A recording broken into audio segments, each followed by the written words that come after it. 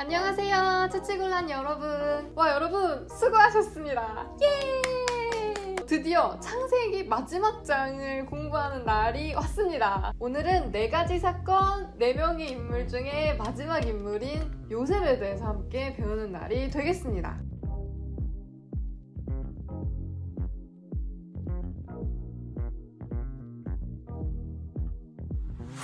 자, 먼저 요셉 스토리의 대략적인 줄거리를 한번 보도록 하겠습니다. 요셉 스토리는 야곱의 편애로부터 시작합니다. 모든 비극이 사실 여기서부터 출발을 하게 되는데요. 야곱은 생애 동안 자기 아내 중에 한 사람이었던 라헬을 정말 사랑합니다. 라헬만 사랑했어요. 그리고 요셉은 야곱이 너무너무 사랑했던 라헬의 아들이었습니다. 문제는 아껴주는 건 좋은데요. 이 아끼는 게 정말 너무 티가 났습니다. 요셉에게는 옷도 제일 좋은 것으로 주고요. 대우도 최고봉으로 해줍니다. 그러면서 다른 자식들은 사실 대우조차 잘 해주지를 않아요. 편애는 섭섭함을 불러일으키죠.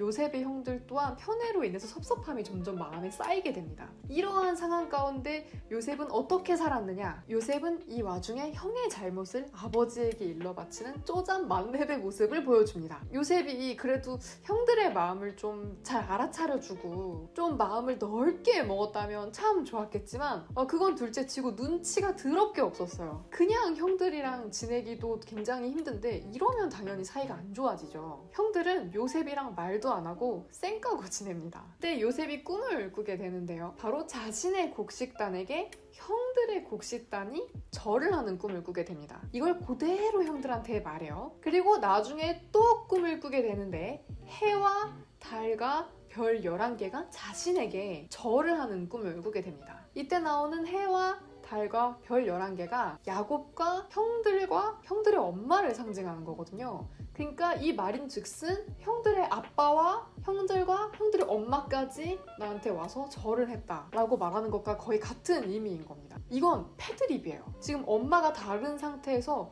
너희 엄마랑 아빠랑 너희들이 나한테 와서 절했어 이 얘기를 하는 거거든요. 이건 형들한테 굉장히 굴욕적인 거예요. 심지어 이걸 들었던 야곱도 그렇게 아끼던 요셉한테 화를 낼 정도로 무례한 말이었습니다. 근데 이 모든 걸 눈치 없이 형들한테 다 말해요. 형들은 요셉의 눈치 없음에 상처를 받게 됩니다. 그리고 아버지로부터 받은 차별에 서론의 칼을 갈기 시작합니다. 분노가 크게 달해서 마음속에 깊게 쌓인 형제들은 기회가 왔을 때 죽이려고 합니다. 근데 결정적인 순간에 그래도 죽이는 것보다는 남한테 파는 게 훨씬 낫겠다 해서 요셉을 애굽으로 가는 상인한테 팔아버리게 됩니다. 그래서 요셉은 너무너무나 비극적이지만 자신의 가족들의 손에 노예로 이집트에 팔려가게 됩니다. 그리고 애굽에서 보디발이라는 사람의 집에서 일하게 됩니다. 보디발은 굉장히 높은 지위를 가진 사람이었습니다. 근데 거기서 하나님께서 요셉에게 복을 주셔서 보디발이 모든 일을 믿고 맡길 수 있는 사람에 오르게 됩니다. 조금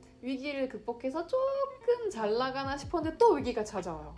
이번에는 보디발의 아내가 요셉을 유혹하기 시작합니다. 요셉은 나름 이롭게 모든 자리를 피하고 거부하고 도망쳐요. 그런데 보디발의 아내가 도리어 요셉이 나를 범하려고 했다라고 역고발을 해서 감옥에 가게 됩니다. 근데 또 와중에 요셉을 하나님께서 감옥을 지키는 간수장들의 마음에 들게 하셨어요. 그래서 감옥에서 이루어지는 모든 일을 맡아서 하게 됩니다. 이때 감옥에서 생활을 하던 중에 이집트 왕에게 포도주와 빵을 바치던 신하들이 들어오게 됩니다. 이들이 모두 꿈을 꾸었는데 요셉이 이 타이밍에 하나님이 주신 지혜로 이들의 꿈의 목을 기가 막히게 해줘요. 요셉이 풀려나게 되면 자기를 잊지 말고 감옥에서 꼭 나가게 해달라고 부탁합니다. 근데 나가고 난 뒤에 이 사람들은 요셉을 깨끗하게 잊습니다. 그 일이 있은 지 2년 뒤에 파라오가 이번엔 꿈을 꾸게 됩니다. 이때 포도주를 바치던 신하가 요셉을 기억해내요. 그래서 파라오 앞에 요셉을 데려오고 이때 또 기가 막히게 꿈의 몽을 해줍니다. 파라오가 반해요. 와, 얘만큼 일을 잘할 사람이 또 있을까? 모든 이집트를 얘한테 맡기자. 너 총리해볼래? 이래서 요셉이 이집트의 총리가 되게 됩니다. 이때 나이가 30살이었어요.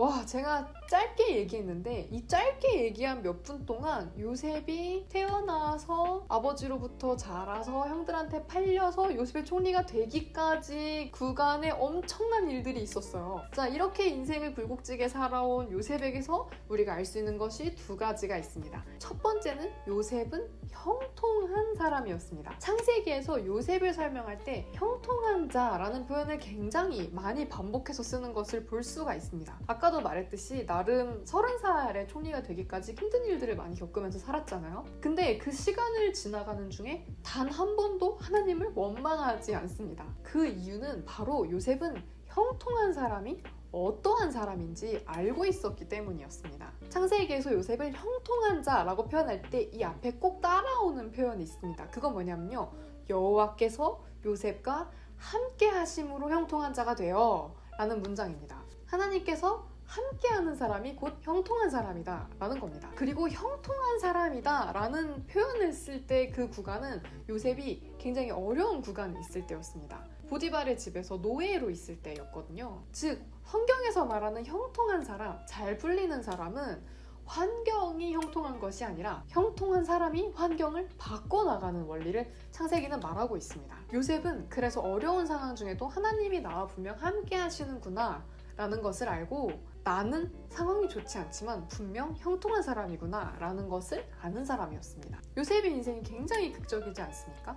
근데 이 안 되는 인생 중에서 어떻게든 행운이 있어요. 어떻게든 안 되는 그곳에서 이상하게 요셉은 모든 일을 맡아 하게 되는 행운을 누립니다. 그곳의 수장들이 유독 요셉한테 그곳에 있는 모든 권한, 모든 일을 요셉한테 맡기는 놀라운 기적이 일어나요. 그런데 대부분의 사람들은 인생 중에 이러한 전개가 펼쳐지게 되면 내가 능력이 좋아서 이런 전개가 펼쳐지는구나.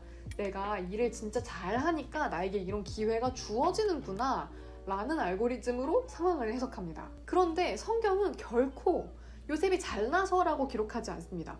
요셉이 잘났을 수 있어요. 근데 그 이유가 절대 잘나서라고 기록하지 않습니다. 요셉이 잘나간 것, 보디발의 집에서 모든 일을 도맡아서 한 것, 감옥에서 탈출해서 총리가 되기까지의 극적인 상황들 모두 여호와께서 요셉과 함께 하셨기 때문이다 라고 이야기하고 있습니다. 요셉은 하나님께서 함께 하신다는 은혜로 살아간 사람이었습니다. 우리에게 이런 디폴트 자세가 필요합니다. 내가 잘나서 이런 좋은 환경과 좋은 사건, 좋은 이벤트들이 내 앞에 펼쳐지는 것이 아니구나 라는 디폴트 자세가 필요합니다. 그리고 요셉은 용서를 행한 사람이었습니다. 저는요 좀 시건방질 수도 있는데요, 개인적으로 요셉이 총리가 된 게 그렇게 대단해 보이지는 않아요. 왜냐하면 성경에도 써있지만 총리가 된 것은 하나님께서 인도하신 것, 주어진 것이지 요셉이 쟁취한 것처럼 보이지는 않거든요. 근데 요셉이 진짜 대단한 이유는 뭐냐면 용서했기 때문이에요.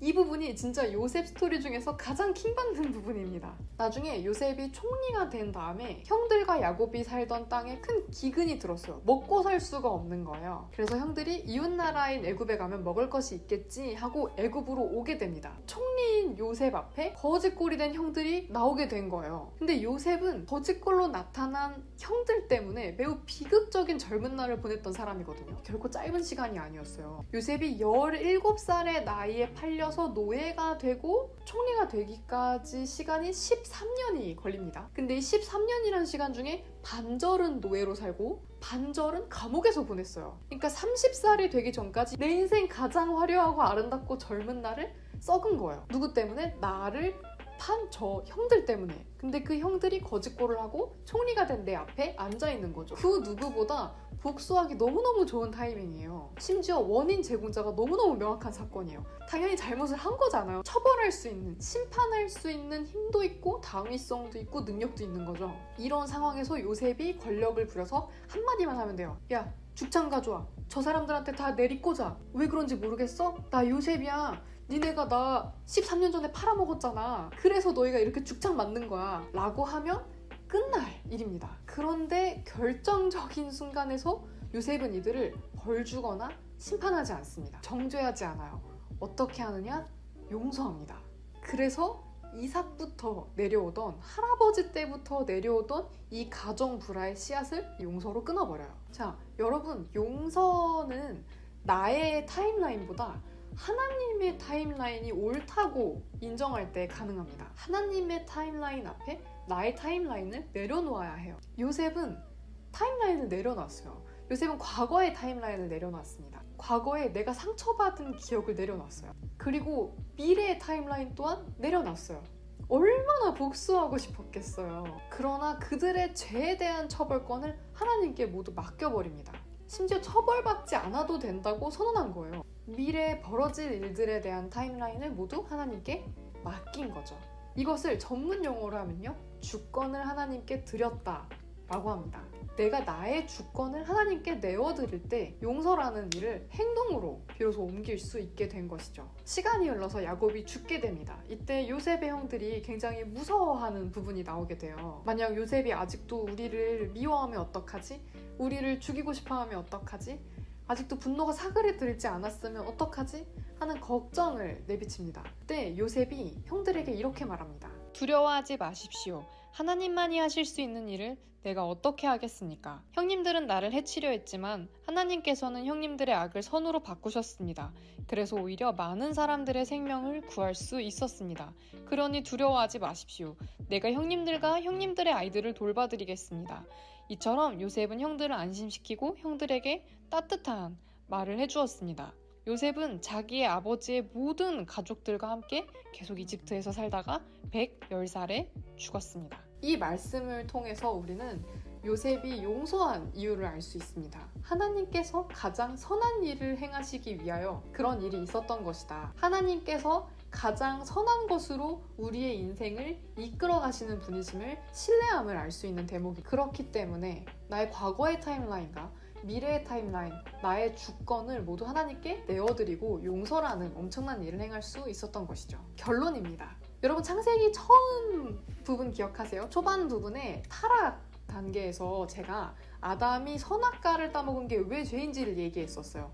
그 이유가 바로 하나님의 자리에 올라서 내가 주인이 되겠다 선언한 것이기 때문에 선과 악을 알게 하는 열매를 먹은 것이 굉장히 옳지 못한 죄악된 행동이다 라고 제가 말씀을 드렸었죠. 그런데 창세기의 마지막 부분에서 요셉은 내가 주인이 되겠다 선언하지 않고 나의 삶의 중요한 선택의 구간에서 나에게 모든 선택지가 있을 때, 그런 권한과 능력이 있을 때 하나님께 심판을 보류합니다. 누군가를 정죄하지도 심판하지도 주인 행세하지도 처벌하지도 않습니다. 대신에 사랑으로 용서합니다. 창세기 초반 부분부터 사실은 요셉이 용서하기 직전까지 인류는 계속 실수하고 회개하고 내 인생을 내 뜻대로 해보려 했다가 뜻대로 풀리지 않아서 또 때를 쓰고, 그러다 하나님 앞에 또 넘어지고 때를 쓰고 넘어지고, 이 과정을 끊임없이 반복합니다. 그런데 창세기 마지막 구간에 들어서서 하나님께서 진정하시고 싶은 말씀은 바로 이것입니다. 어떠한 상황에서도 내가 너희를 선한 길로 이끌 것임을 신뢰하라. 아브라함의 하나님이고 이삭의 하나님이고 야곱의 하나님이고 요셉의 하나님이고 그리고 여러분의 하나님이심을 하나님께서 창세기 전체를 통해서 말씀하고 계십니다. 너희가 나의 선함을 신뢰하면서 앞으로 나아갈 때 결국은 요셉이 그들의 형제를 용서하고 생의 마지막 날까지 같이 함께 살았던 것처럼 너희의 힘으로는 할 수 없는 일들을 해낼 수 있게 될 것이다. 다른 어떤 물질이 너희를 형통하게 하고 너희가 계산할 수 있는, 너희가 안전하다고 생각하는 미래가 너희를 형통하다고 하는 것이 아니라 내가 함께하는 것이 너희에게 형통함을 가져다 줄 것이다 라고 분명하게 말씀하고 계십니다. 창세기를 함께 여러분 쭉 몇 달 동안 돌아보았는데요. 창세기에서 나타나는 선한 하나님, 언제나 우리에게 가장 좋은 것을 예비하신 하나님을 실감함으로 더욱더 성장해 나가는 처치곤란 친구들과 제가 되었으면 좋겠습니다. 저희는 또 다음 성경 공부로 돌아오도록 하겠습니다. 안녕!